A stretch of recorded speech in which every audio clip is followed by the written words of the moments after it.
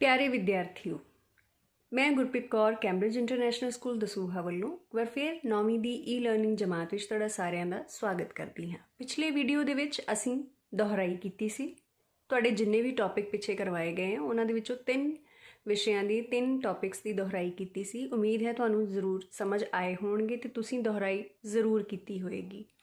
ਅਗਲੇ ਪਾਠ ਜਿਹੜੇ ਸੀ, ਇੱਕ ਸੀ ਸਾਡਾ ਕਬੱਡੀ ਅਸੀਂ ਕਰ ਚੁੱਕੇ ਸੀ। ਇੱਕ ਸਧਾਰਨ ਆਦਮੀ, ਫਿਰ ਇੱਕ ਸਧਾਰਨ ਆਦਮੀ ਬਾਰੇ ਤਾਂ ਬਹੁਤ ਜ਼ਿਆਦਾ ਤੁਹਾਨੂੰ ਡਿਟੇਲ ਦੇ ਵਿੱਚ ਵਿਸਥਾਰ ਦੇ ਵਿੱਚ ਦੱਸਿਆ ਸੀ ਉਸ ਮੈਂ ਪਾਠ ਬਾਰੇ।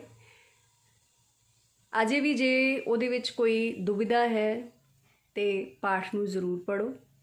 ਫਿਰ ਅਸੀਂ ਗੱਲ ਕੀਤੀ ਸੀ ਪੱਤਰ ਬਾਰੇ। ਦਫ਼ਤਰੀ ਪੱਤਰ ਦਾ ਫਾਰਮੈਟ ਤੁਹਾਨੂੰ ਦੱਸਿਆ ਸੀ ਕਿ ਉਸ ਦਫ਼ਤਰੀ ਪੱਤਰ ਨੂੰ ਕਿਵੇਂ ਲਿਖਿਆ ਜਾਂਦਾ ਹੈ, ਉਹਨਾਂ ਦੇ ਫਾਰਮੈਟ ਦੇ ਨੰਬਰ ਕਿੱਦਾਂ ਵੰਡੇ ਹੁੰਦੇ ਆ, ਉਹ ਅੰਕ ਕਿੰਨਾ ਭਾਗ ਲਿਖੋਗੇ, ਕਿੰਨੇ ਅੰਕ ਹੁੰਦੇ ਆ।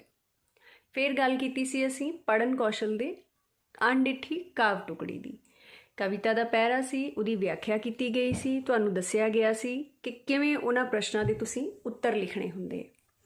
ਆਸ ਕਰਦੀ ਹਾਂ ਕਿ ਤੁਸੀਂ ਧਿਆਨ ਨਾਲ ਜ਼ਰੂਰ ਉਹਨਾਂ ਕਾਰਜ ਪੱਤਰੀਆਂ ਨੂੰ ਹੱਲ ਕੀਤਾ ਹੋਵੇਗਾ, ਪਾਠਾਂ ਨੂੰ ਜ਼ਰੂਰ ਪੜ੍ਹਿਆ ਹੋਵੇਗਾ ਅਤੇ ਆਪਣੀ ਪੜ੍ਹਾਈ ਜਾਰੀ ਰੱਖ ਰਹੇ ਹੋਵੋਗੇ। ਅਤੇ ਅਗਲੇ ਵਿਸ਼ੇ ਦੀ ਸ਼ੁਰੂਆਤ ਕਰਦੇ ਹਾਂ। ਹਿੰਦ ਵਾਸੀਓ ਰੱਖਣਾ ਯਾਦ ਸਾਨੂੰ, ਕਿਤੇ ਦਿਲਾਂ ਚੋਂ ਨਾ ਭੁਲਾ ਜਾਣਾ। ਗੱਲ ਅੱਜ ਅਸੀਂ ਉਸ ਦੌਰ ਦੀ ਕਰਾਂਗੇ ਜਦੋਂ ਭਾਰਤ ਦੇਸ਼ ਅੰਗਰੇਜ਼ਾਂ ਦਾ ਗੁਲਾਮ ਸੀ। ਲੋਕਾਂ ਨੂੰ ਉਹਨਾਂ ਦੇ ਹੱਕਾਂ ਤੋਂ ਵਾਂਝਾ ਕਰ ਦਿੱਤਾ ਗਿਆ ਸੀ। ਉਸ ਸਮੇਂ ਇੱਕ ਇਹੋ ਜਿਹਾ ਕ੍ਰਾਂਤੀਕਾਰੀ ਯੋਧਾ ਪੈਦਾ ਹੋਇਆ ਜਿਸ ਨੂੰ ਦੁਨੀਆ ਬਹੁਤ ਘੱਟ ਜਾਣਦੀ ਹੈ। ਉਸ ਨੇ ਹੀ ਦੇਸ਼ ਦੀ ਆਜ਼ਾਦੀ ਦਾ ਮੁੱਢ ਬੰਨ੍ਹਿਆ ਅਤੇ ਭਗਤ ਸਿੰਘ ਵਰਗੇ ਕ੍ਰਾਂਤੀਕਾਰੀਆਂ ਲਈ ਪ੍ਰੇਰਨਾ ਦਾ ਸਰੋਤ ਬਣਿਆ। ਭਗਤ ਸਿੰਘ ਦੀ ਜੇਬ ਵਿੱਚ ਹਮੇਸ਼ਾ ਕਰਤਾਰ ਸਿੰਘ ਸਰਾਭਾ ਦੀ ਤਸਵੀਰ ਰਹਿੰਦੀ ਹੁੰਦੀ ਸੀ। ਉਹ ਉਸ ਨੂੰ ਆਪਣਾ ਭਰਾ, ਦੋਸਤ, ਪ੍ਰੇਰਨਾ ਸਰੋਤ ਮੰਨਦਾ ਸੀ। ਇੱਥੋਂ ਤੱਕ ਕਿ ਗਦਰ ਲਹਿਰ ਦੇ ਪ੍ਰਧਾਨ ਬਾਬਾ ਸੋਹਣ ਸਿੰਘ ਭਕਨਾ ਵੀ ਉਸ ਤੋਂ ਬਹੁਤ ਪ੍ਰਭਾਵਿਤ ਸਨ। ਅਤੇ ਜਦੋਂ ਉਹ 15 ਸਾਲ ਦੀ ਉਮਰ ਵਿੱਚ ਅਮਰੀਕਾ ਉਚੇਰੀ ਵਿੱਦਿਆ ਹਾਸਲ ਕਰਨ ਲਈ ਗਿਆ ਸੀ ਤਾਂ ਸਾਨ ਫਰਾਂਸਿਸਕੋ ਨਾਂ ਦੀ ਬੰਦਰਗਾਹ ਉੱਪਰ ਸਾਰੇ ਲੋਕਾਂ ਨੂੰ ਉਤਰਨ ਦੇ ਦਿੱਤਾ ਗਿਆ ਸੀ, ਪਰ ਹਿੰਦੀਆਂ ਨੂੰ ਨਹੀਂ। ਉਸਨੇ ਉਸ ਸਮੇਂ ਆਪਣੀ ਪ੍ਰਭਾਵਸ਼ਾਲੀ ਗੱਲਬਾਤ ਨਾਲ ਅੰਗਰੇਜ਼ ਇਮੀਗ੍ਰੇਸ਼ਨ ਅਧਿਕਾਰੀ ਨੂੰ ਖੁਸ਼ ਕਰ ਦਿੱਤਾ ਅਤੇ ਇਮੀਗ੍ਰੇਸ਼ਨ ਅਧਿਕਾਰੀ ਨੇ ਉਸ ਨੂੰ ਸਾਨ ਫਰਾਂਸਿਸਕੋ ਬੰਦਰਗਾਹ ਉੱਪਰ ਉਤਰਨ ਦੇ ਦਿੱਤਾ ਸੀ। ਆਓ ਇਸ ਕ੍ਰਾਂਤੀਕਾਰੀ ਬਾਰੇ ਜਾਣਦੇ ਹਾਂ। 24 ਮਈ 1896 ਈਸਵੀ ਨੂੰ ਪਿੰਡ ਸਰਾਭਾ, ਜ਼ਿਲ੍ਹਾ ਲੁਧਿਆਣਾ ਵਿੱਚ ਪਿਤਾ ਮੰਗਲ ਸਿੰਘ ਦੇ ਘਰ ਇੱਕ ਬੱਚੇ ਨੇ ਜਨਮ ਲਿਆ ਜਿਸ ਦਾ ਨਾਂ ਕਰਤਾਰ ਸਿੰਘ ਰੱਖਿਆ ਗਿਆ। ਪਿਤਾ ਰੱਜੇ ਪੁੱਜੇ ਕਿਸਾਨ ਸਨ। ਛੋਟੀ ਉਮਰ ਵਿੱਚ ਹੀ ਪਿਤਾ ਦਾ ਦੇਹਾਂਤ ਹੋ ਗਿਆ ਤੇ ਦਾਦਾ ਬਚਨ ਸਿੰਘ ਨੇ ਉਸ ਦਾ ਪਾਲਣ ਪੋਸ਼ਣ ਕੀਤਾ। ਕਰਤਾਰ ਸਿੰਘ ਦੀ ਇੱਕ ਭੈਣ ਵੀ ਸੀ ਜਿਸ ਦਾ ਨਾਂ ਸੀ ਧੰਨ ਕੌਰ। ਕਰਤਾਰ ਸਿੰਘ ਦੇ ਦਾਦਾ ਬਚਨ ਸਿੰਘ ਜੀ ਉਸ ਨੂੰ ਇੱਕ ਸਰਕਾਰੀ ਅਫਸਰ ਬਣਾਉਣਾ ਚਾਹੁੰਦੇ ਸਨ। ਕਰਤਾਰ ਸਿੰਘ ਸਰਾਭਾ ਨੂੰ ਪਿੰਡ ਦੇ ਹੀ ਪ੍ਰਾਇਮਰੀ ਸਕੂਲ ਵਿੱਚ ਮੁੱਢਲੀ ਵਿੱਦਿਆ ਲਈ ਦਾਖਲ ਕਰਵਾਇਆ ਗਿਆ। ਉਸ ਤੋਂ ਬਾਅਦ ਫਿਰ ਮਾਲਵਾ ਖਾਲਸਾ ਹਾਈ ਸਕੂਲ ਲੁਧਿਆਣੇ ਪੜ੍ਹਾਈ ਕਰਨ ਲਈ ਭੇਜਿਆ ਗਿਆ। ਇੱਥੇ 9ਵੀਂ ਜਮਾਤ ਦੇ ਵਿੱਚ ਜਦੋਂ ਉਸ ਦਾ ਪੜ੍ਹਾਈ ਵਿੱਚ ਮਨ ਨਾ ਲੱਗਾ ਤੇ ਉਹ ਆਪਣੀ ਪੜ੍ਹਾਈ ਵਿੱਚੇ ਹੀ ਛੱਡ ਕੇ ਆਪਣੇ ਚਾਚਾ ਜੀ ਦੇ ਕੋਲ ਉੜੀਸਾ ਚਲਾ ਗਿਆ। ਉਸ ਸਮੇਂ ਪੱਛਮੀ ਬੰਗਾਲ ਤੇ ਉੜੀਸਾ ਵਿੱਚ ਆਜ਼ਾਦੀ ਲਈ ਜਾਗਰਤੀ ਪੈਦਾ ਹੋ ਰਹੀ ਸੀ। ਇੱਥੇ ਹੀ ਉਸਨੇ ਦੇਖਿਆ ਕਿ ਅੰਗਰੇਜ਼ੀ ਸਾਮਰਾਜ ਕਿਵੇਂ ਭਾਰਤੀਆਂ ਉੱਪਰ ਜ਼ੁਲਮ ਕਰ ਰਿਹਾ ਸੀ, ਉਹਨਾਂ ਦਾ ਲਹੂ ਚੂਸ ਰਿਹਾ ਸੀ। ਉਸ ਸਮੇਂ ਬੰਗਾਲ ਤੇ ਉੜੀਸਾ ਵਿੱਚ ਆਜ਼ਾਦੀ ਸੰਬੰਧੀ ਜਾਗਰਤੀ ਪੈਦਾ ਹੋ ਰਹੀ ਸੀ। ਉਸਨੇ ਅਗਾਂਹਵਧੂ ਸਾਹਿਤ, ਇਤਿਹਾਸ, ਰਾਜਨੀਤੀ ਨਾਲ ਸੰਬੰਧਿਤ ਪੁਸਤਕਾਂ ਪੜ੍ਹੀਆਂ ਤੇ ਉਸ ਨੂੰ ਪਤਾ ਲੱਗਾ ਕਿ ਅੰਗਰੇਜ਼ੀ ਸਾਮਰਾਜ ਕਿਵੇਂ ਭਾਰਤ ਉੱਤੇ ਕਬਜ਼ਾ ਕਰ ਰਿਹਾ ਹੈ। ਉਸ ਵੇਲੇ ਕ੍ਰਾਂਤੀਕਾਰੀ ਸੋਚ ਰੱਖਣ ਵਾਲਿਆਂ ਦੀ ਇੱਕ ਸੰਸਥਾ ਬਣਾਈ ਗਈ ਜਿਸ ਦਾ ਨਾਂ the Hindi association of Pacific coast ਰੱਖਿਆ ਗਿਆ। ਕਰਤਾਰ ਸਿੰਘ ਸਰਾਭਾ ਵੀ ਇਸ ਸੰਸਥਾ ਦਾ ਮੈਂਬਰ ਸੀ, ਪਰ ਕਰਤਾਰ ਸਿੰਘ ਸਰਾਭਾ ਦੀ ਉਮਰ ਛੋਟੀ ਹੋਣ ਕਾਰਨ ਉਸ ਨੂੰ ਪਾਰਟੀ ਦੇ ਵਿੱਚ ਕੋਈ ਅਹੁਦਾ ਨਹੀਂ ਦਿੱਤਾ ਗਿਆ। ਪਰ ਇਹ ਨਹੀਂ ਸੀ ਕਿ ਉਹ ਉਸ ਪਾਰਟੀ ਲਈ ਕੋਈ ਕੰਮ ਨਹੀਂ ਕਰਦਾ ਸੀ। 1 ਨਵੰਬਰ 1913 ਨੂੰ ਗਦਰ ਪਰਚੇ ਦਾ ਪ੍ਰਕਾਸ਼ਨ ਸ਼ੁਰੂ ਕੀਤਾ ਗਿਆ। ਕਰਤਾਰ ਸਿੰਘ ਸਰਾਭਾ ਗਦਰ ਪਰਚੇ ਲਈ ਜੋਸ਼ੀਲੀਆਂ ਕਵਿਤਾਵਾਂ ਲਿਖਦਾ ਹੁੰਦਾ ਸੀ। ਸਾਈਕਲ ਦੇ ਉੱਤੇ ਪਰਚੇ ਰੱਖ ਕੇ ਘਰੋਂ ਘਰੀ ਉਹ ਵੰਡਣ ਜਾਂਦਾ ਸੀ ਅਤੇ ਲੋਕਾਂ ਨੂੰ ਅੰਗਰੇਜ਼ਾਂ ਦੇ ਖਿਲਾਫ ਜਾਗਰੂਕ ਕਰਦਾ ਸੀ, ਲੋਕਾਂ ਨੂੰ ਆਜ਼ਾਦੀ ਦੇ ਲਈ ਜਾਗਰੂਕ ਕਰਦਾ ਸੀ। ਉਹ ਹਮੇਸ਼ਾ ਇਹ ਗੀਤ ਗਾਇਆ ਕਰਦਾ ਸੀ, ਸੇਵਾ ਦੇਸ਼ ਦੀ ਜਿੰਦੜੀਏ ਬੜੀ ਔਖੀ, ਗੱਲਾਂ ਕਰਨੀਆਂ ਢੇਰ ਸੁਖੱਲੀਆਂ ਨੇ, ਜਿਨ੍ਹਾਂ ਦੇਸ਼ ਸੇਵਾ ਵਿੱਚ ਪੈਰ ਪਾਇਆ ਉਹਨਾਂ ਲੱਖ ਮੁਸੀਬਤਾਂ ਚੱਲੀਆਂ ਨੇ। ਕਰਤਾਰ ਸਿੰਘ ਇਵੇਂ ਹੀ ਆਪਣੀਆਂ ਜੋਸ਼ੀਲੀਆਂ ਕਵਿਤਾਵਾਂ ਗਾਉਂਦਾ ਹੋਇਆ ਲੋਕਾਂ ਦੇ ਵਿੱਚ ਆਜ਼ਾਦੀ ਲਈ ਜਾਗਰੂਕਤਾ ਪੈਦਾ ਕਰਦਾ ਸੀ। ਕਰਤਾਰ ਸਿੰਘ ਸਰਾਭਾ ਦਾ ਕੰਮ ਸੀ ਕਿ ਉਸਨੇ ਫੌਜੀ ਛਾਉਣੀਆਂ ਦੇ ਉੱਤੇ ਹਮਲੇ ਕਰਕੇ ਹਥਿਆਰ ਇਕੱਠੇ ਕਰਨੇ ਸਨ। ਕ੍ਰਾਂਤੀਕਾਰੀਆਂ ਦੇ ਨਾਲ ਕੰਮ ਕਰਦਿਆਂ ਉਸਨੇ ਉਹਨਾਂ ਦੇ ਵਿੱਚ ਤਾਲਮੇਲ ਵੀ ਕਾਇਮ ਕਰਨਾ ਸੀ। ਇਸ ਸਮੇਂ ਕਰਤਾਰ ਸਿੰਘ ਦੀ ਉਮਰ ਸਿਰਫ 18 ਸਾਲ ਸੀ। ਉਹ ਗਦਰ ਲਹਿਰ ਦੀ ਅਗਵਾਈ ਕਰ ਰਿਹਾ ਸੀ।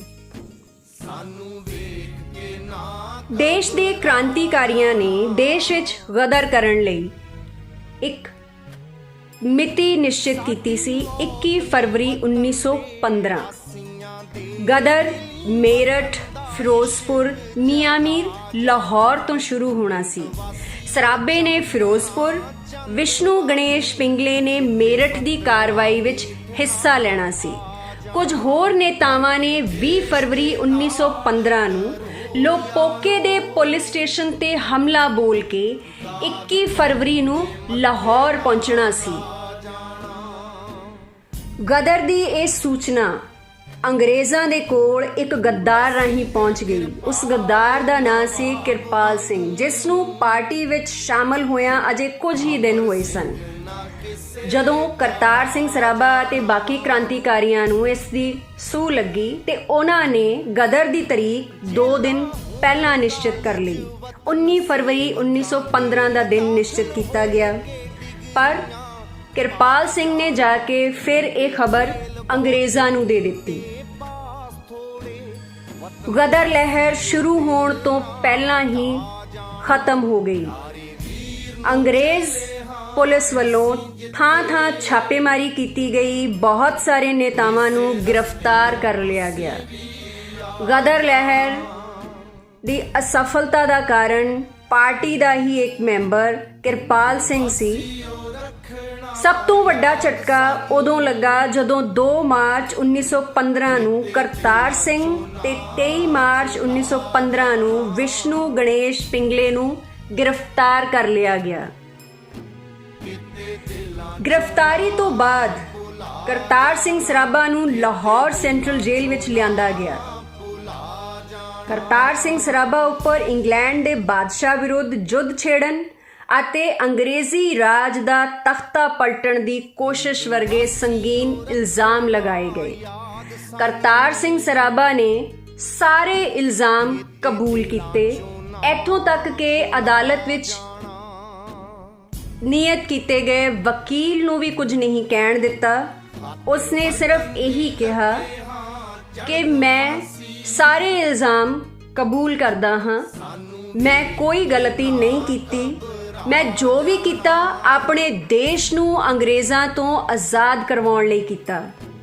ਮੈਨੂੰ ਜਲਦ ਤੋਂ ਜਲਦ ਫਾਂਸੀ ਦਿੱਤੀ ਜਾਵੇ ਤਾਂ ਜੋ ਮੈਂ ਇਸ ਅਧੂਰੇ ਕੰਮ ਨੂੰ ਪੂਰਾ ਕਰ ਸਕਾਂ, ਆਪਣੇ ਦੇਸ਼ ਨੂੰ ਅੰਗਰੇਜ਼ਾਂ ਦੀ ਗੁਲਾਮੀ ਤੋਂ ਆਜ਼ਾਦ ਕਰਵਾ ਸਕਾਂ। ਅੰਗਰੇਜ਼ੀ ਰਾਜ ਦੀ ਗੋਰੀ ਸਰਕਾਰ ਦੀ ਇੱਕ ਵਿਸ਼ੇਸ਼ ਟ੍ਰਿਬਿਊਨਲ ਨੇ 13 ਨਵੰਬਰ 1915 ਨੂੰ ਕਰਤਾਰ ਸਿੰਘ ਸਰਾਭਾ ਨੂੰ ਫਾਂਸੀ ਦੀ ਸਜ਼ਾ ਸੁਣਾ ਦਿੱਤੀ। 16 ਨਵੰਬਰ 1915 ਨੂੰ ਕਰਤਾਰ ਸਿੰਘ ਸਰਾਭਾ ਨੂੰ ਫਾਂਸੀ ਲਗਾ ਦਿੱਤੀ ਗਈ। ਇਹ ਸਭ ਤੋਂ ਛੋਟੀ ਉਮਰ ਦਾ ਸ਼ਹੀਦ ਸੀ ਜਿਸ ਨੇ ਆਉਣ ਵਾਲੀਆਂ ਪੀੜ੍ਹੀਆਂ ਦੇ ਦਿਲਾਂ ਵਿੱਚ ਦੇਸ਼ ਨੂੰ ਆਜ਼ਾਦ ਕਰਵਾਉਣ ਲਈ ਇੱਕ ਬੂਟਾ ਬੀਜ ਦਿੱਤਾ ਸੀ। ਭਗਤ ਸਿੰਘ ਵੀ ਕਰਤਾਰ ਸਿੰਘ ਸਰਾਭਾ ਨੂੰ ਹੀ ਆਪਣਾ ਪ੍ਰੇਰਨਾ ਸਰੋਤ ਮੰਨਦਾ ਸੀ। ਇਸ ਮਰਦ ਅਗੰਮੜੇ ਲਈ, ਇਸ ਯੋਧੇ ਲਈ ਅਸੀਂ ਜੋ ਵੀ ਕਹਿ ਸਕਦੇ ਹਾਂ ਬਹੁਤ ਘੱਟ ਹੈ। ਉਹ ਦਿਲ ਨਾ ਢਾ ਜਾਣਾ, ਪਿਆਰੇ ਵੀਰ ਨੂੰ ਚੱਲੇ ਹਾਂ ਅਸੀਂ ਜਿੱਥੇ, ਇਸੇ ਰਸਤਿਓਂ ਤੁਸੀਂ ਵੀ ਆ ਜਾਣਾ।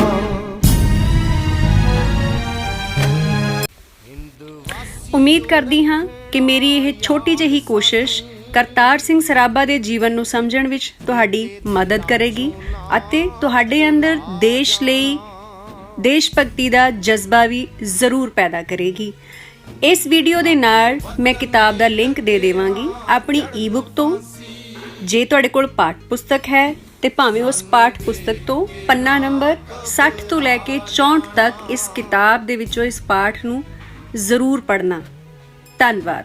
ਸਾਡੀ ਮੌਤ ਨੇ ਵਤਨ ਦੇ ਵਾਸੀਆਂ ਦੇ ਦਿਲੀ ਵਤਨ ਦਾ ਇਸ਼ਕ ਜਗਾ ਜਾਣਾ। ਹਿੰਦ ਵਾਸੀ ਉਹ ਚਮਕਣਾ ਚੰਦ ਵਾਂਗੂ, ਕਿਤੇ ਬੱਦਲਾਂ ਹੇਠ ਨਾ ਆ ਜਾਣਾ। ਕਰਕੇ ਦੇਸ਼ ਦੇ ਨਾਲ ਤਰੋ ਯਾਰੋ, ਦਾਗ ਕੌਮ ਦੇ ਮੱਥੇ ਨਾ ਲਾ ਜਾਣਾ।